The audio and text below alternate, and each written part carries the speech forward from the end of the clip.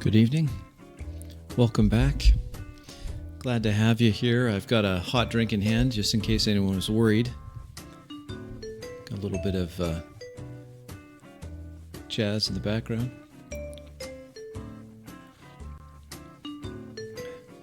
I hope you're having a great evening. This will be a shorter one, folks. I took up way too much of your time last week, and I appreciate all the response, and I'm grateful for those of you that took 3 hours out of your busy schedules, or 5 minutes here or there, whatever it was, to watch that unsolicited advice that was for Mr. Brennan Lee Mulligan, very popular Dungeon Master. Keeping with that same theme, I found another very popular Dungeon Master. I hope this isn't too loud. I'm going to turn that down just a little bit. And now I apologize in advance. I hope I'm going to get your name right. It's Aabria. It's just an uncommon name for me, but Aabria Iyengar. And we're going to pretend, Aabria, this is me just pretending, that you've reached out to me to take a look at this very popular game that you've done for Dungeons & Dragons main channel. I see it's got 170,000 views. It premiered on February 26th, so that's not a very long period of time. A lot of people watched this. And the reason why I selected just a brief excerpt of this, because I think that there's a few things that we can take from it. And maybe I have a couple suggestions for you, maybe just a few. I'm not gonna be long. We're gonna just go into this and watch it together. And I'll give you just my take on this, for what it's worth. The idea being that I think that there may be a few adjustments here or there to improve the quality of the game. I mean, it's 170,000 people watched it. It's got to be really high quality. It's a performance in front of a live audience. I mean, the pressure on these people must be intense, especially on you, Aabria. Like, that's a lot of pressure. Run a game in front of a live audience, people that paid to be there, maybe. I don't know if they paid to be there, but it was at Magic Con 2025. I haven't been to a con. I've been warned about cons and the olfactory assault that some cons could be. Maybe not this one, but so I imagine, though, you have to buy tickets to get in if it's like any other convention. So here, let's watch what happens here. I'll try to do the introductions, of course, and hopefully I won't massacre people's names too much, but here we go. This is Baldur's Gate D&D Live with Asterion, Karlak, I don't know how to say that, and others. Here we go. Okay, this gentleman here is, his name is Leo, and he's playing Astaria, and next to Leo is this lovely lady. Her name is Samantha, and I'm not sure we're going to get too much in the clip that I've selected of Samantha, but that's not a slight against you, Samantha. I'm sure you're a very good player.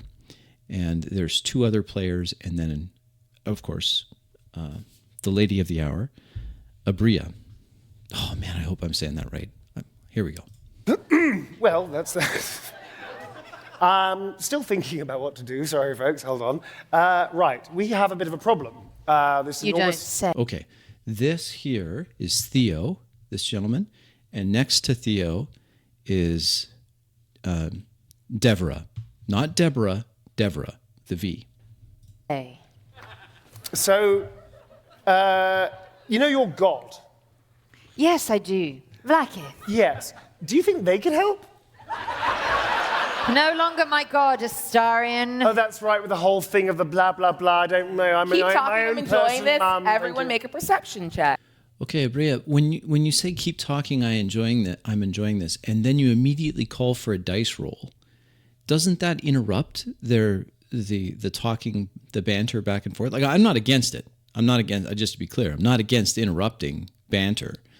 But I'm not sure about, I'm loving this, keep talking, but make a perception check. We are really screwed, guys. Yeah, I know aware. We're just playing for time at this point. We're just playing for time. Oh, I got the little dragon symbol. That's a natural 20! Ah! Okay. I'm happy for you too, Deborah. But the statement, "Oh, I got the little dragon symbol," is a little alarming when we're an hour into the game.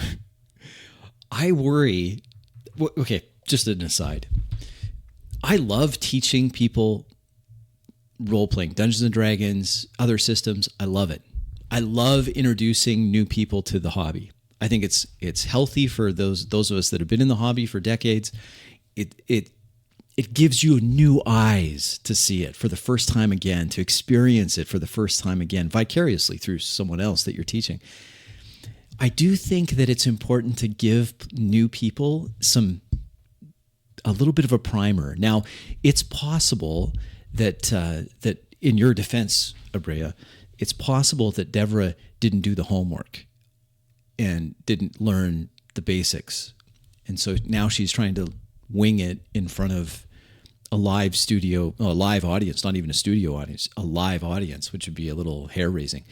But the fact that she's like, "Oh, I got the little symbol on my dice. What does that mean?" That's a little alarming. Hey! No idea. 21. 20. 12. Bruh. Good job. Good job. Other 3 players, quick like that. I like it. What'd you get? Boom. Just say it. Quick. Samantha, Leo. Leo and Theo. Oh, that's going to be...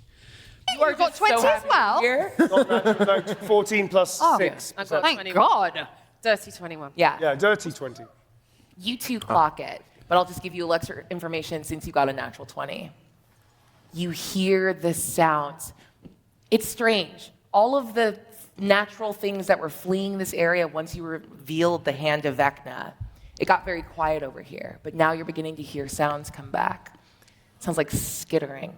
Kind of reminds you of the sound you were pretending to hear as your spectral mage hand crept over. But you're hearing it in earnest now.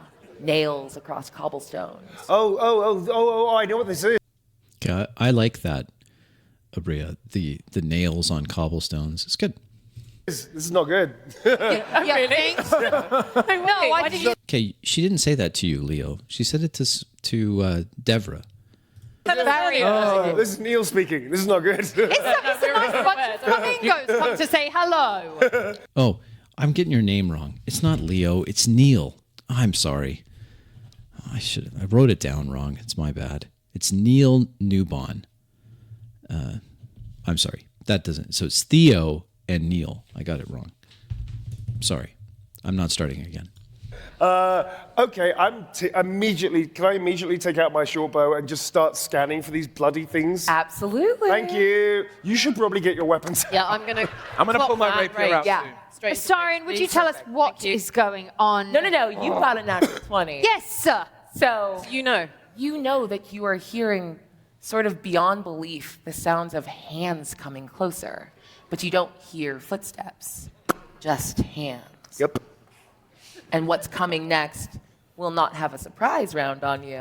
So what I like about this, Aabria, even though Deborah seems a little weak on the rules, she's pretty good at being in character, responding to Astarion, Neil's character, with outrage, I guess, in character outrage. So she's doing a good job there. But there's definitely a deficiency with rules knowledge.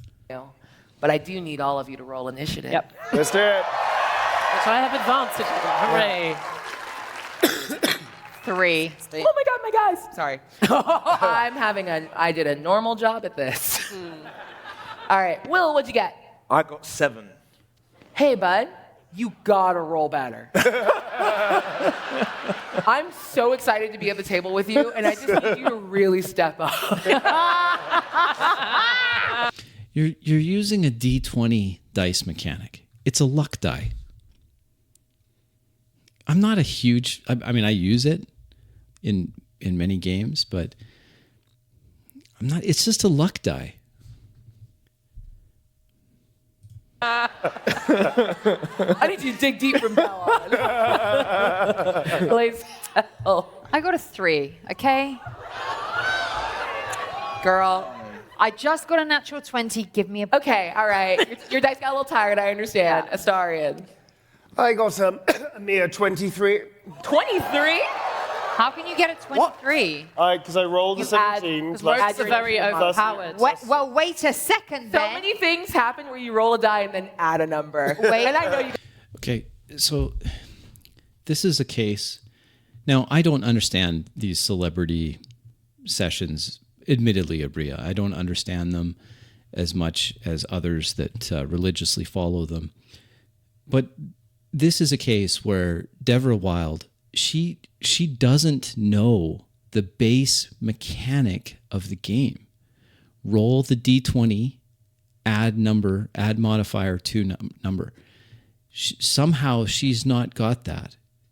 That's going to be a problem, isn't it? I think it's a problem. Now, I mean, I know you're in front of a crowd. You can't stop at session and say, look, the base of this game is you do this. Depending on what you're attempting, you may have to roll a dice, and you'll roll that number, whatever that number is. You'll add a number to it or take a number away from your character sheet, the character sheet you have in front of you. Understand? Okay, got it? Good. It's an hour in, and I don't think Deborah has it. You guys have not been adding Wait. a number, and I don't judge because I love you. Where is it? I did. I got Where a is 16. it? First page. Look on your Bless character sheet. Def, I am. Def, Please have Def. inspiration. Oh, Plus plus you're good at 2, your job. plus That's 3. right. I'm trying. 5. I'm a 5. I'm a 5. That doesn't change as much as you think it does, but I Thanks, appreciate Anna. that No, I you're didn't really realize locked in now. Found yours. Can you do fun? What are you making fun of me? I got a 5.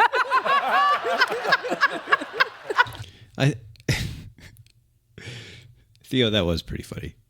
So what sort of happened is in the order you went from last to like last but a little higher. I don't appreciate you guys shaming my dice. They're lovely dice. They and are. they're very good most Didn't of the like time. them 10 minutes. They Apart from that are. Over there. I'm not shaming you. I'm just trying to set your expectations as what's about to pop off. You beat my 21, Astarian. Thank you. You're up first as you see a fleet good. of 20 disembodied hands. Yeah. Aw. From different humans and humanoid figures. Some of them are smaller, like from the smaller races, halflings and dwarves and gnomes. Some of them oversized, like they're from Goliath. Some of them taloned. Some of them webbed, barely humanoid at all. Different numbers of digits, different levels of rot.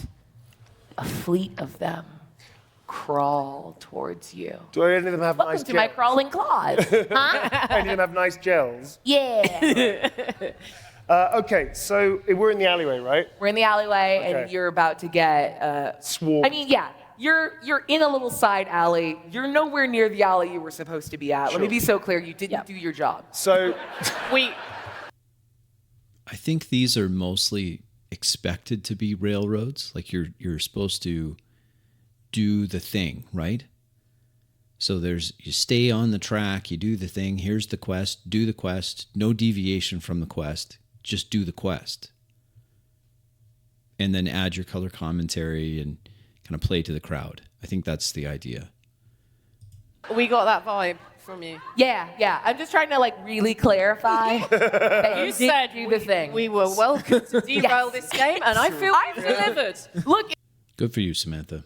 Derail away. if you had been like, we do the job and nothing happens, I'm like, great, that's been my time. It's 20 minutes. Good night.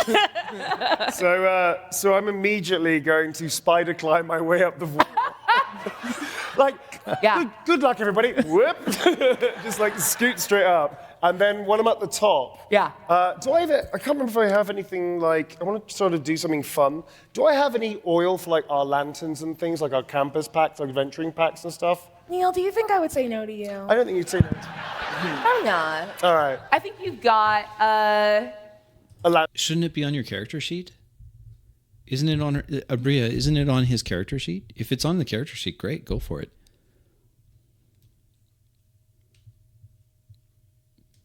I like to, my style of playing, I like to give players the ability to create things that would make sense that they'd have. And so instead of, do I have this? if it made sense because he had a lantern, because he needed a lantern, so he'd have some lantern oil on him, perhaps, then instead of asking me, because you're just going to say yes anyway, why not just have him describe what he's going to do? Anson?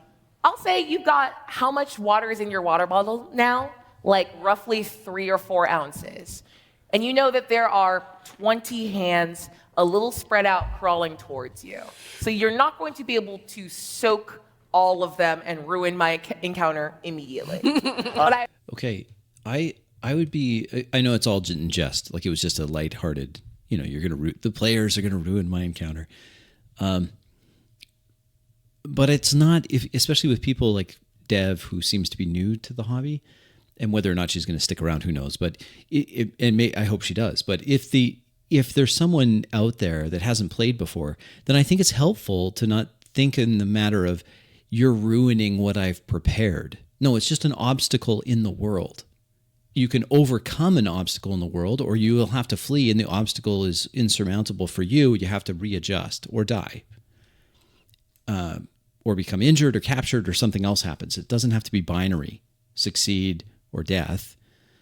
But I also don't think that it's helpful to have it as a antagonistic. Now, again, you're just saying this in jest, but the point still stands, I think, that you want to be cautious about this antagonistic. I represent the world as believable as we can imagine it.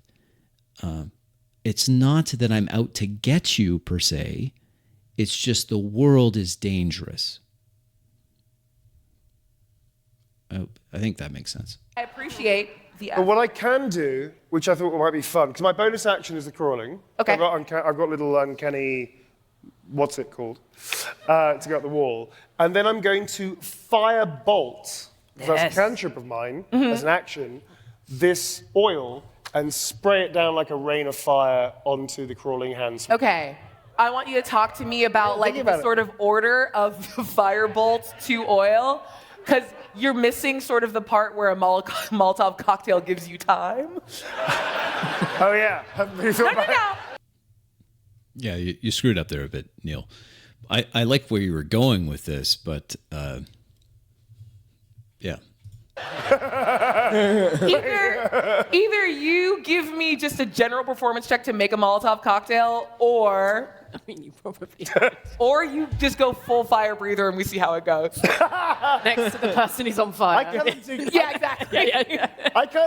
I look at my companions and go, watch this! and then I'm going to sort of like guzzle the oil, and then I'm going to hold a little tiny fireball that I like to call Warmy. And just go and basically breathe fire. Beautiful. Go ahead and give me the attack roll as if you were doing a normal firebolt. All right, so my fireball attack roll, if I can get it up, sorry, is going to be +4. Amazing. It's got a range of 120 feet, so I feel that can Understood. help. Cool. Do you think you could spit 120 feet? It's going to be... Normally it's one target, but if you hit the armor class, we'll talk about how many of these hands you get. Now, I did see you grab that. I seen it so much. You're trying to like sleights of hand on you. I know. It almost worked. If you winked at me, I would have let that shit fly. If you do not want to use that I would like to use my inspiration. Here's the thing. Why don't you go ahead and tell me what you got, and I'll let you know if you need to use 3 plus 4, which is 7. Okay, that does not hit. Does not hit. Go ahead.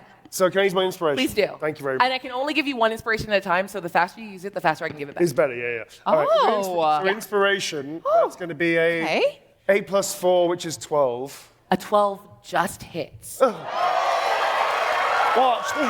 I didn't think a Astarian could do that. All right, I want you to elect someone here at the table to roll a d6 on your behalf. Not. I'm not sure why we had to have someone else roll it on his behalf, other than, we're just going to have someone else roll a dice. I don't think it's necessary, but... No. I'll let you. I've got it.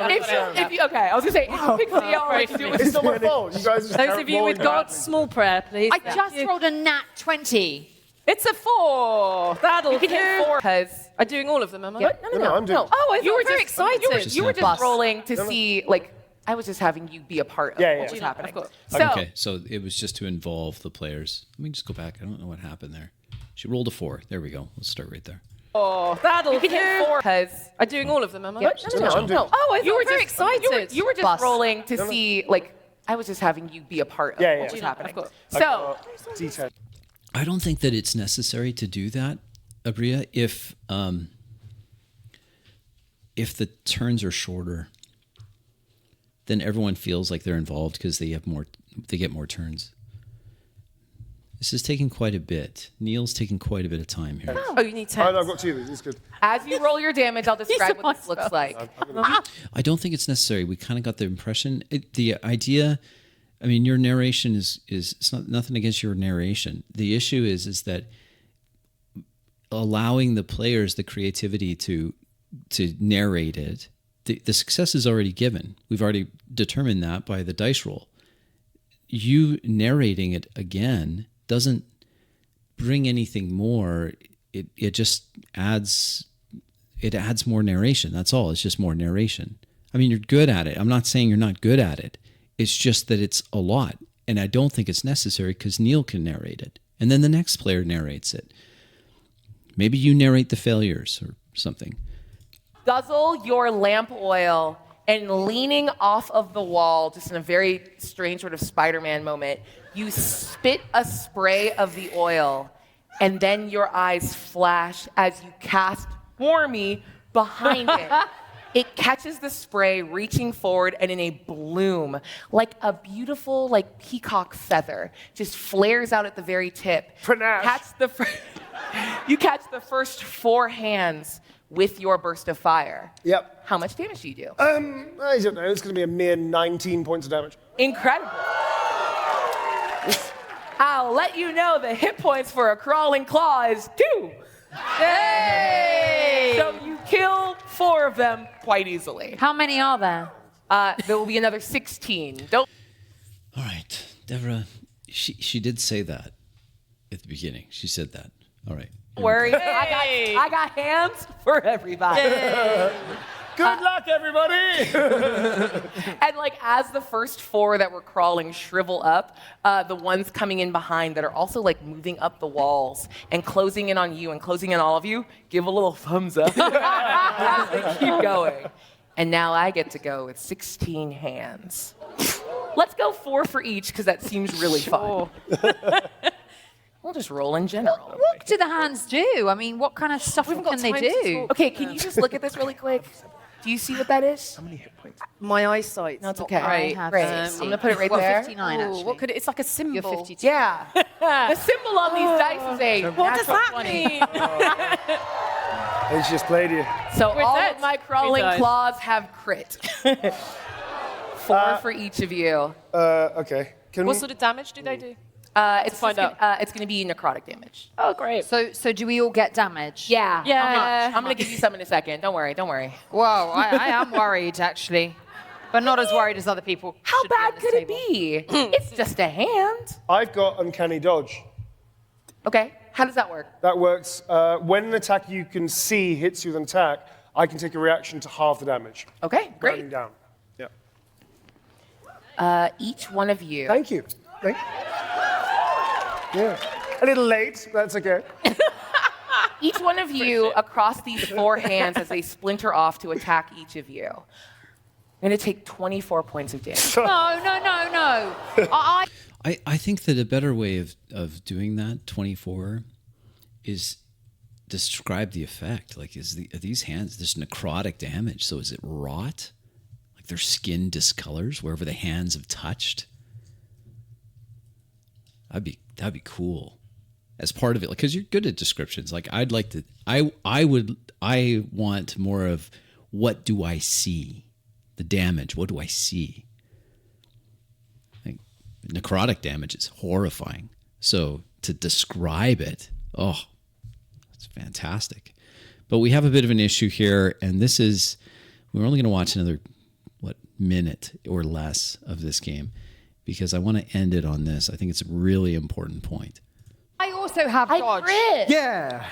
Do you? I have dodge. Do you have uncanny dodge? Well, no, I just have regular Just dodge. regular That's dodge. not how that works, baby. I love your spirit. That's what I love about What? Was it you? Yours is an action. This is a reaction. Yeah. Wait, okay, just hold on one sec. Okay. Okay. Actions in combat. Okay. It's not. No, this isn't the point I wanted to make. But I've got to add this. It's important to practice, or at least make sure that Theo and Dev, as well as Neil and Samantha, know the rules, like know the character sheet, understand the actions. It's important. I mean, this is in front of a huge audience. I mean, we laugh about it because it is kind of funny, but at the same time, it's funny at her expense, at Dev's expense. You're good. Actions in You combat. pray on that for a second. Your 24 gets halved to 12. Thank you. As Wait, you, what- like, That's you so knew what was many. coming, and you can feel them like claw into you, and they're like trying to slam you physically back into the wall. That I've you're been in on. some of those parties. I just slap them really quickly off. Yeah, yeah, Get off. yeah. Yes, No, don't touch. see? Not before a drink, darling. Get off. Yeah. I've got dodge. Okay.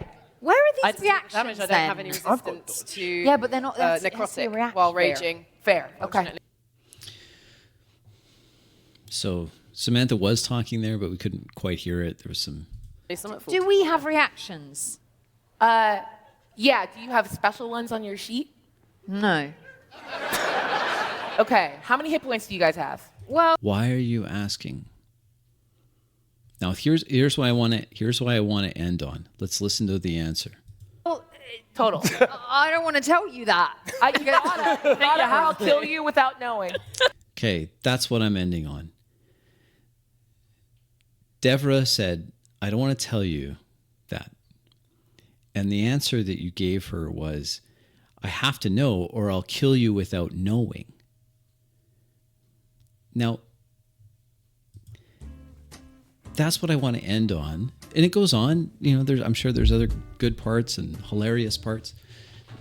But I want to end on that because I don't think that you asking a player for how much hit points they have left results in a game where the stakes are as high as they could be.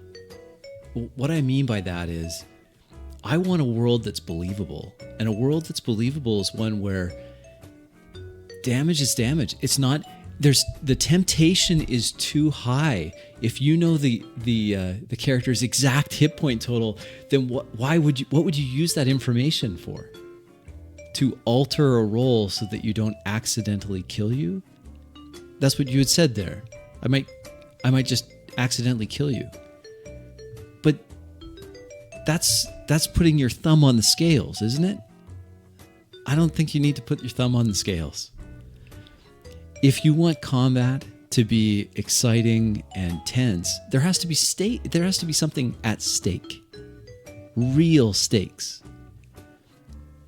But if you're telling the player, well, I have to know what your hit points are so that I can adjust things.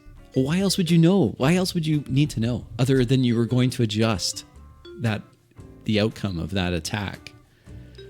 Now, in this case, she goes on and says, well, I have this much, and it turns out that she has enough that she could soak this one and still be standing. But still, my point stands.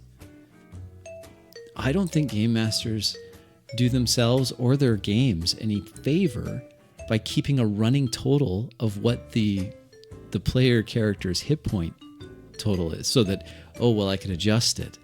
That leads to these situations of plot armor, because I guess we have to give the people a show, but it's just not.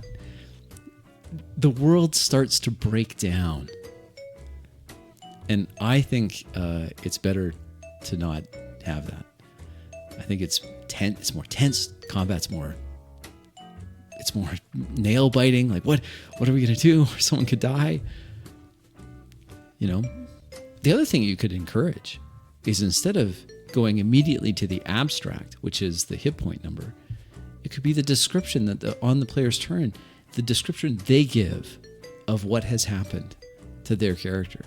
Weakening, starting to perhaps falter a little bit, stumble, take a knee, clutch the wound, scream in pain, something. She can role play it to let everyone know how hurt she is without just saying, I have this many hit points left, which I still maintain is going to result in a game master tempted to put their thumb on the scales. Oh, well, it doesn't work for the story for you to die here. But that's not a great way of creating a world that's believable. Now we're just playing the story. The attraction of the role-playing genre for myself and for hopefully some others is that the story is what happens after the game. The story is when we sit back and we say, what happened? That's the story. Not something that has been storyboarded and plotted beforehand. But wasn't it cool that something happened? And we didn't anticipate it, but it still happened. It was epic. This has been Unsolicited Advice for Aabria. And I struggle with your name. It's my apologies, but I'm hoping that I'm saying it right. I hope you have excellent games in the future. I hope everyone who watches this gets something from it, hopefully, to improve your experience and your tables and have great games going forward. This has been Crispy, Table Runner Crispy. It's the channel. Signing off until the next one. Take good care. Talk to you later.